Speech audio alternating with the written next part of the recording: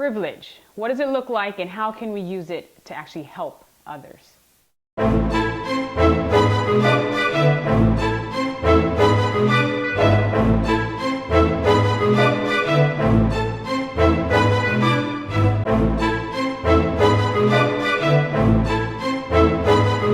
So normally my videos are about financial literacy or creative literacy in music and the arts, but today I just kind of wanted to talk about the concept of privilege. When we hear that word, we normally think of white privilege and maybe even like white male privilege, or there's certain opportunities or benefits afforded to a particular group because of their gender or their race in this country or even around the world.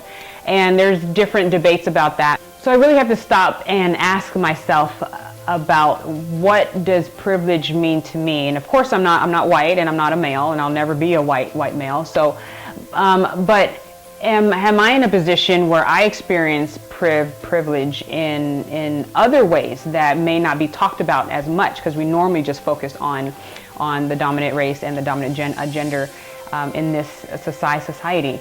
And I really came to some interesting introspective conclusions.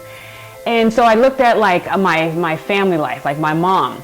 Like I watched how she just really fought her way to be the first in her family to go to college. I watched how she thought. I watched how she spoke to people and maneuvered through the different systems to make things work for us and our family.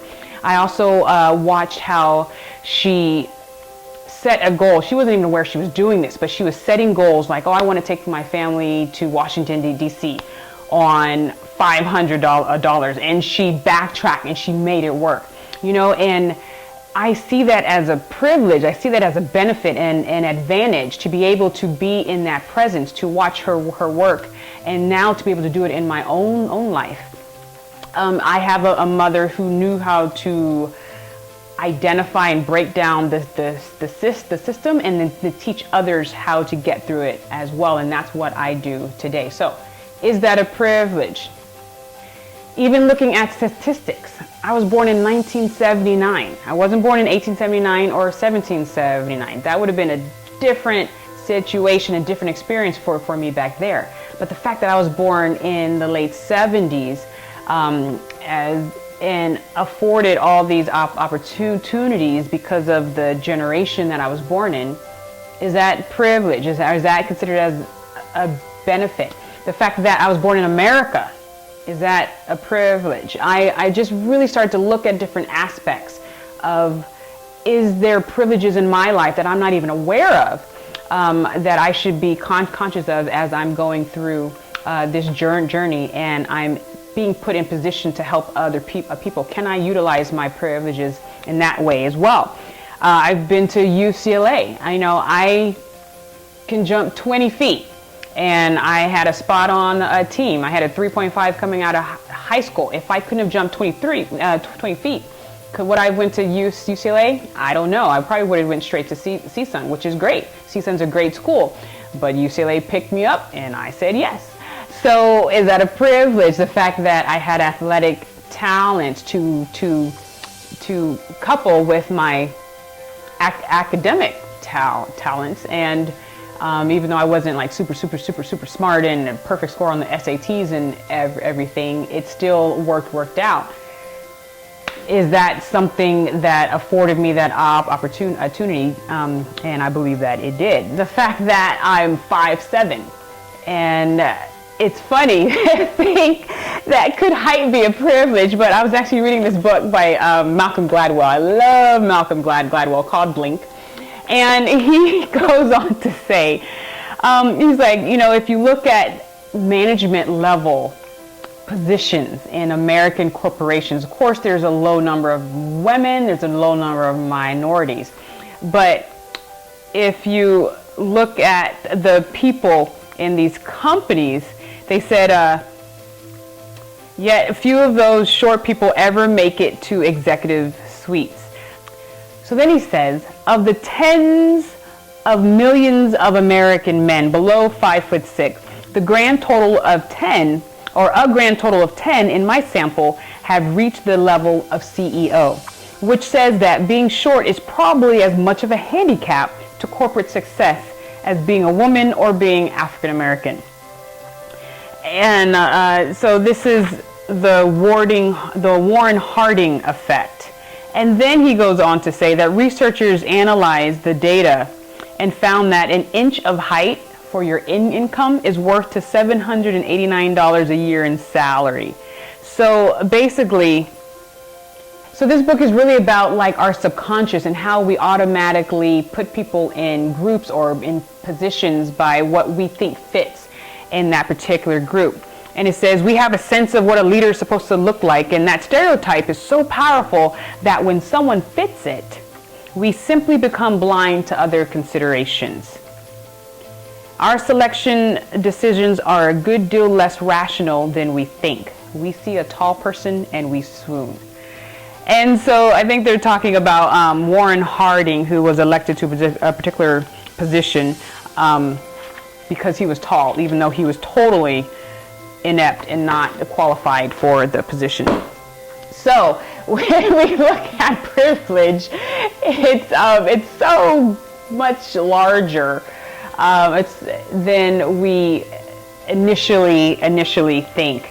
And I just wanted to really take a look at what I might be privileged at, and not how can I use these privileges to step on other people climbing the corporate ladder of success or whatever, but how can I use these alleged benefits or advantages to help other people blossom in their own gifts and talents and who they are becoming to be. So everything my mother taught me, I turn around and teach my students. Every network that I'm a part of, I network out and help other people link up. I call myself a connector. And I don't know about the tall thing, I just walk tall. But so I think that when we hear the word privilege, we could get a little bit offended because it may feel that, hey, you got to this position because of these characteristics that you didn't even have any control over. I mean, we don't have control over our gender, we don't have control over our culture or the color of our eyes. It really makes me laugh. And someone says, oh, she has really pretty eyes. And the person's like, oh, thank you, and it's the gorgeous eyes, but she had no dealings in making them, but it's still cool to say folks have gorgeous eyes if they do. So people might think that other folks believe that they got to their position because of privilege and not because of hard work. So I think that's why some people have a disconnect with that word. It's possible to have both, to have privilege and have worked hard to get there, but certain opportunities may have opened up more because of certain characteristics that were already in place. I've seen it happen time and time again. I've seen it happen in my position time and time again. You have access to certain networks that some people might not have access. Seth Godin writes that head starts compound. So if you had a head start, if you had educated parents and a middle income foundation earlier on in life, and you had people speaking many words to you and reading to you, those head start components compound. So you have to keep in mind that people have different amount of information and access earlier on, and that does play out later on in life. So those are privileges, and I had privileges in my childhood that I didn't recognize as privileges, but now I do, because I know which qualities are helping me be successful. The qualities of being resilient, resourceful, creative, goal setting and goal achieving, I'm determinate, or determination. Those to me are privileges because they're getting me in certain places that I would not normally have gotten in had I not had access to that type of thinking earlier on. And you also have to keep in mind that just being born in America, you are privileged, and I know there's different factors going on and different situations going on in different places, but for most of us, especially if you're watching this video, you have internet access. That's a privilege. You have access to information. I think we need to be responsible of these advantages and see which ways we can use them for good. This isn't 1818 or I don't live in a third world country where I'm living off of $2 a day trying to find clean water and hoping that I don't get raped on the way to school, which is the environment and the reality of so many people. If you watch the TED Talk that I link below, he does a great job explaining the situations of billions of people. And here we are sitting in our comfortable home, you know, wondering if we should get the iPhone 6 or the iPhone 7. So, I mean, like, that's bringing us stress. I don't know which one to get, gold or silver, you know? And it really puts things in perspective. So really analyzing your privileges. Stop complaining about someone else when you have no control. And yes, we do need lots of work. We do need to fix the system and make sure there's more equality, make sure there's diversity and people are represented in different areas, but making sure you understand that you have privileges as well. And how can we use these privileges to help other people and to build?